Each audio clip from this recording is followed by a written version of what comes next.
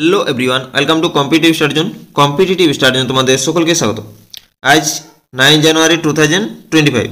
तो 9 জানুয়ারি 2025 এর কারেন্ট অ্যাফেয়ার্সের কতগুলি গুরুত্বপূর্ণ প্রশ্নোত্তর এই ভিডিওটিতে আলোচনা করব এবং প্রতিটি প্রশ্নের উত্তরের সাথে সাথে যে কয়েকটি বিষয় তোমাদের মনে রাখতে হবে সেই সমস্ত বিষয় সম্পর্কে আলোচনা করব এবং ভিডিও শেষে একটি প্রশ্ন জিজ্ঞাসা করা হবে, সেই প্রশ্নের উত্তর তোমরা প্রত্যেকেই কমেন্ট করে জানাবে এবং ভিডিওটি ভালো লাগলে লাইক কমেন্ট এবং বন্ধুদের মধ্যে শেয়ার করবে এবং চ্যানেলে যারা নতুন রয়েছে তারা অবশ্যই চ্যানেলটি সাবস্ক্রাইব করবে। তো চলো আমরা ক্লাসটি শুরু করছি। আজকের কারেন্ট অ্যাফেয়ার্সের প্রথম প্রশ্ন, যে সম্প্রতি ব্যান্ডেড রয়্যাল বাটারফ্লাই এর খোঁজ কোন রাজ্যে পাওয়া গেছে? তো এই প্রশ্নের সঠিক অ্যান্সার হয়ে যাবে অপশন এ, ত্রিপুরা। তাহলে সম্প্রতি ত্রিপুরা রাজ্যে ব্যান্ডেড রয়্যাল বাটারফ্লাইয়ের খোঁজ পাওয়া গেছে, অপশন এ হচ্ছে রাইট অ্যান্সার।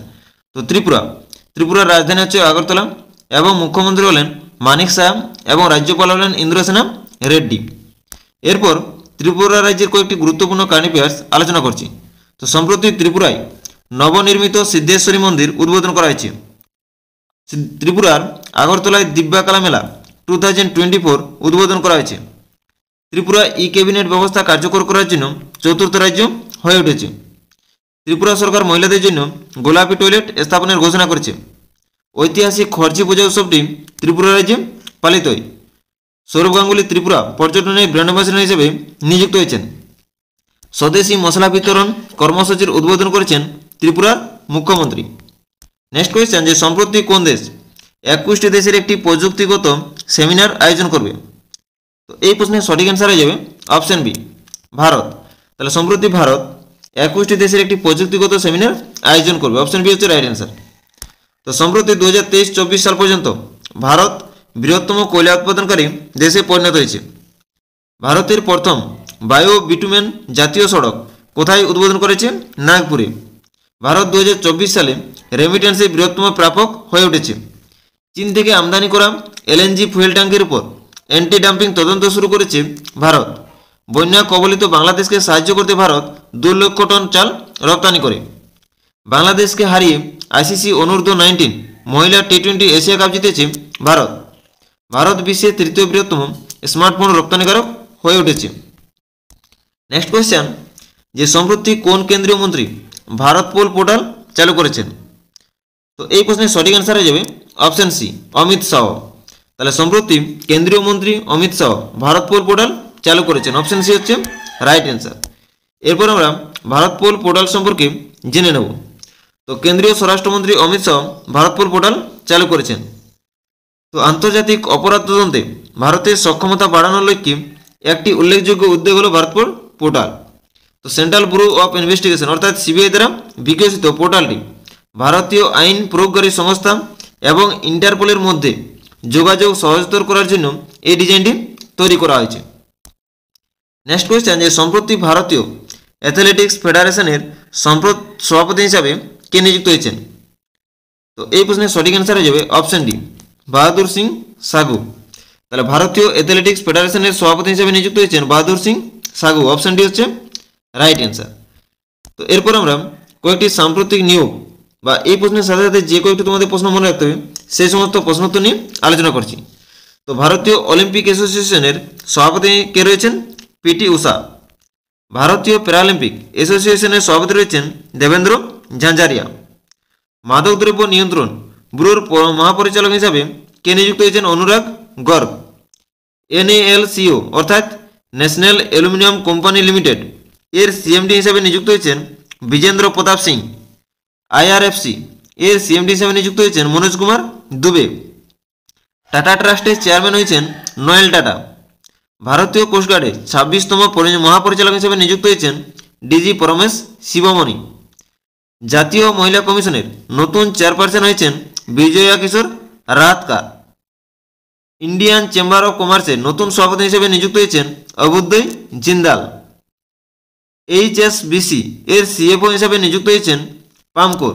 তিনি হচ্ছেন যে এইচএসবিসি এর সিএফও হিসেবে প্রথম মহিলা। বিশ্ব ইস্পাত সমিতির সভাপতি হিসেবে কে নিযুক্ত হয়েছেন? টিভি নরেন্দ্রন। এএআই এর চেয়ারম্যান হয়েছেন বিপিন কুমার। নেক্সট কোয়েশ্চেন, যে সম্প্রতি কোন দেশ ব্রিক্সের পূর্ণ সদস্য হিসেবে যোগদান করেছে? তো এই প্রশ্নের সঠিক অ্যান্সার হয়ে যাবে অপশন এ ইন্দোনেশিয়া। তাহলে ব্রিক্সের পূর্ণ সদস্য হিসেবে যোগদান করেছে ইন্দোনেশিয়া। অপশন এ হচ্ছে আমাদের রাইট অ্যান্সার। তো ইন্দোনেশিয়ার রাজধানী হচ্ছে জাকার্তা এবং এর প্রেসিডেন্ট হলেন প্রবোও সুবিয়ান্তো। এরপর আমরা ব্রিক্স সম্পর্কে কয়েকটি গুরুত্বপূর্ণ তথ্য আলোচনা করব।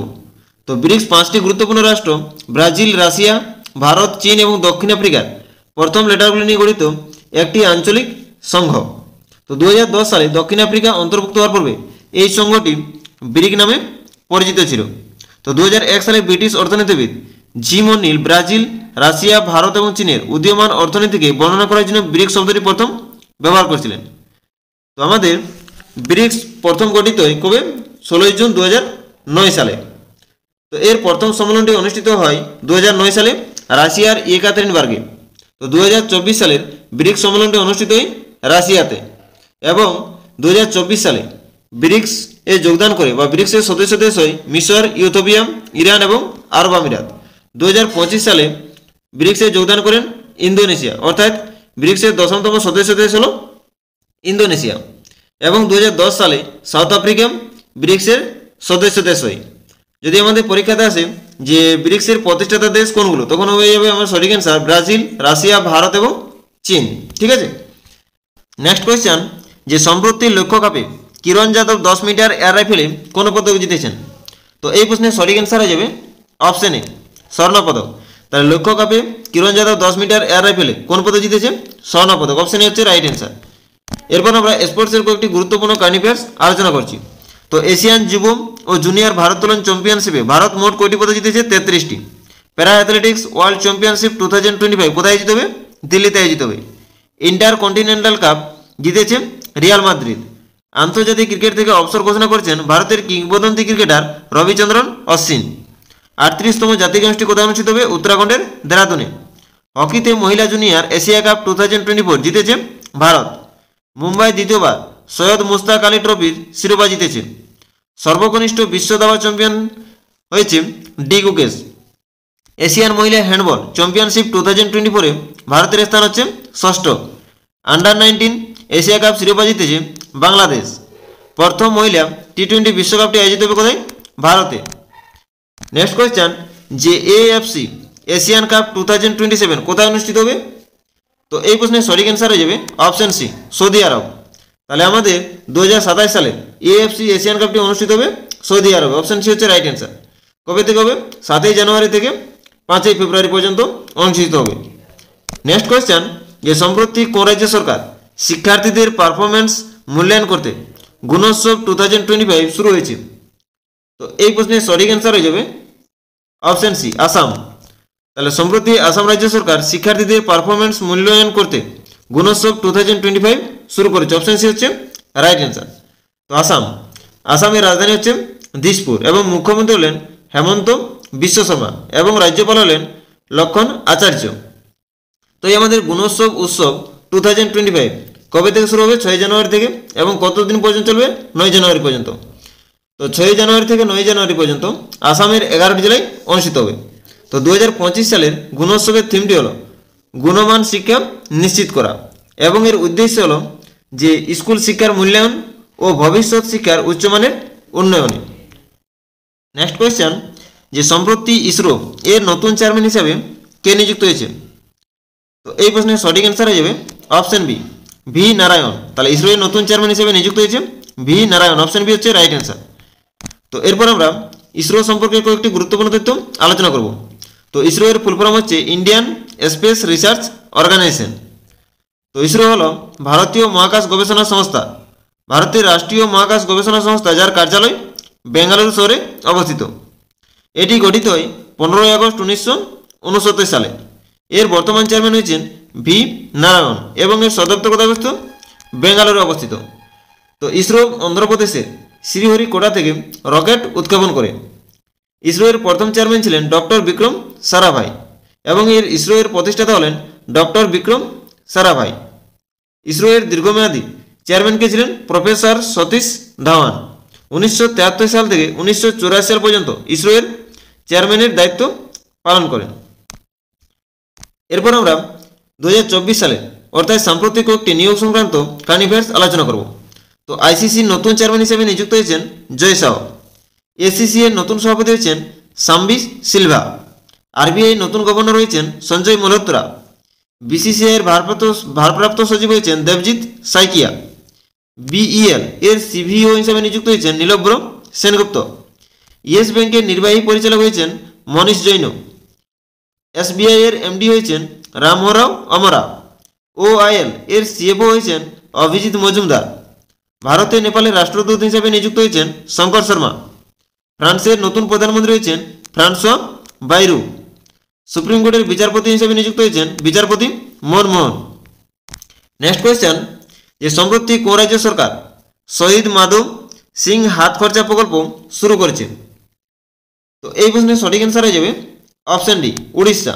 তাহলে সম্প্রতি উড়িষ্যা রাজ্য সরকার শহীদ মাধব সিং হাত খরচা প্রকল্প শুরু করেছে। অপশন ডি হচ্ছে রাইট অ্যান্সার। তো উড়িষ্যার রাজধানী হচ্ছে ভুবনেশ্বর এবং এর মুখ্যমন্ত্রী হলেন মোহনচরণ মাঝি এবং রাজ্যপাল হলেন হরুবাবু কাম্বামপতি। এরপর আমরা বিভিন্ন রাজ্যের কয়েকটি গুরুত্বপূর্ণ যোজনা সম্পর্কে আলোচনা করছি। যেমন মাহাতারি বন্ধন যোজনা কোন রাজ্যে চালু হয়েছে? ছত্তিশগড়ে। লক্ষ্মীর ভাণ্ডার যোজনা পশ্চিমবঙ্গে।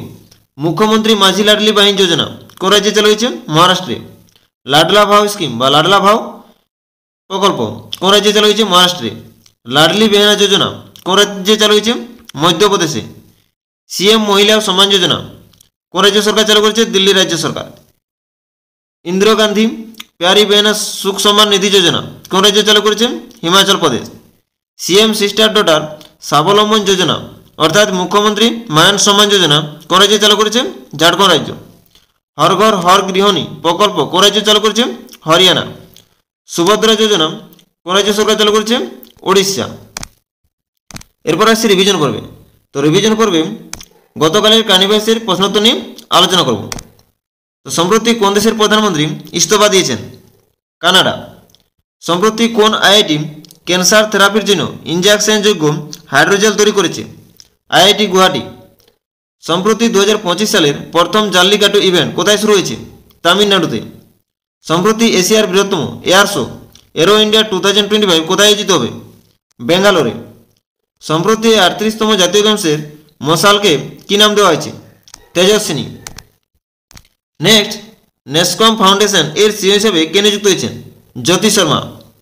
সম্প্রতি 10 মিনিটে অ্যাম্বুলেন্স পরিষেবা চালু করলো কোন company? Blinkit. Border Gavaskar trophy 2024-25 player of the series কে হয়েছেন? জসপ্রীত বুমরা। সম্প্রতি বৈশ্বিক দূষণ র্যাঙ্কিংয়ে শীর্ষে কে রয়েছে? হ্যানয়। বিশ্বযুদ্ধ অনাথ দিবস কবে পালিত হয়? 6 জানুয়ারি। তো আজকের ভিডিওর শেষ প্রশ্ন, যে সম্প্রতি কোন রাজ্য সরকার সাবিত্রীবাই ফুলের জন্মবার্ষিকীকে নারী শিক্ষক দিবস হিসেবে পালন করেছে?